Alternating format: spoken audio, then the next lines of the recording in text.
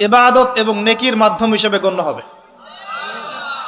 সকালবেলা উঠেছেন, ঘুম থেকে উঠলেন, উঠে দোয়া পড়লেন। কি দোয়া পড়লেন? আলহামদুলিল্লাহিল্লাযী আহিয়ানা বা'দা মা আমাতানা ওয়া ইলাইহিন নুশুর। মাশাআল্লাহ। ঘুমানোর সময় কি পড়েছিলেন?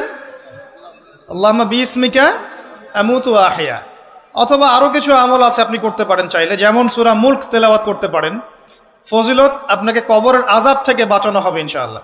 আপনি আয়াতুল কুরসি তেলাওয়াত করতে পারেন। ফজিলত, সারা রাত একজন ফেরেশতা আপনাকে পাহারা দিবে ইনশাআল্লাহ।